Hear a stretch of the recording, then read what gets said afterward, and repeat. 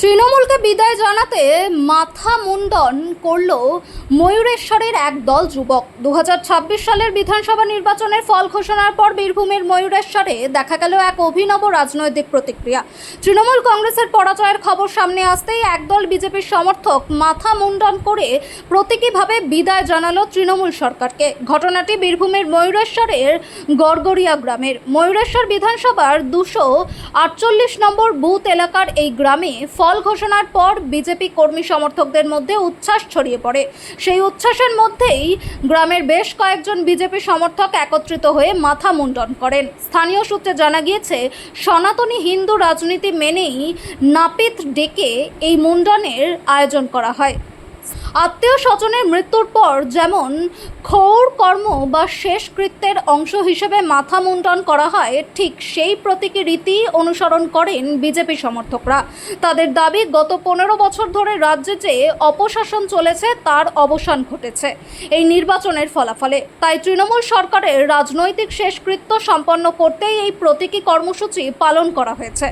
BJP সমর্থকদের বক্তব্য, এই মুন্ডন কোনো উল্লাসের বহিঃপ্রকাশ নয়, বরং এটি অপশাসনের অবসানের প্রতীক।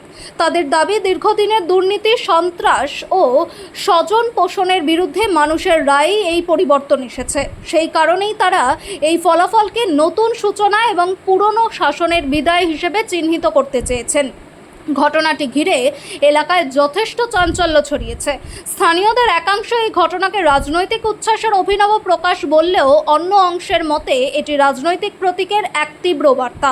ফল ঘোষণার পর ময়ূরেশ্বরের গড়গড়িয়া গ্রামের এই মুন্ডন কর্মসূচি ইতিমধ্যেই জেলার রাজনৈতিক মহলে আলোচনার কেন্দ্রবিন্দু হয়ে উঠেছে।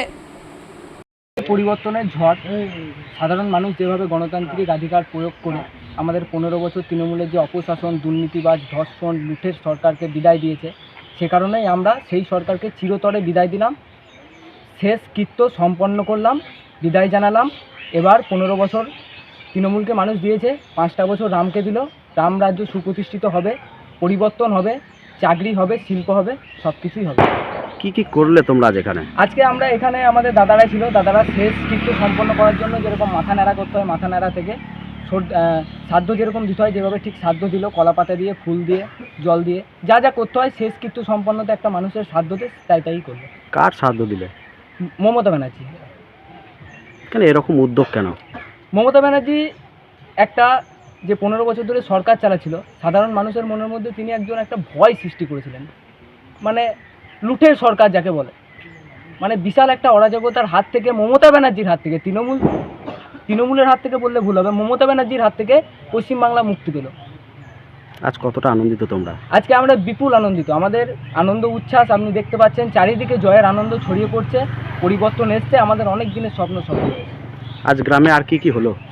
আজকে গ্রামে আমাদের মাদেরকে সম্মান জানিয়ে পায়ে আবির দেওয়া হলো, তাদের আশীর্বাদ নেওয়া হলো, যাতে আমরা আগামী দিনে এগিয়ে যেতে পারি। তাদেরকে আবির মাখানো হলো, তারাও আমাদেরকে মাখালেন। গ্রামের মানুষজন সব কিছুই খুশি, তারা অনেক খুশি।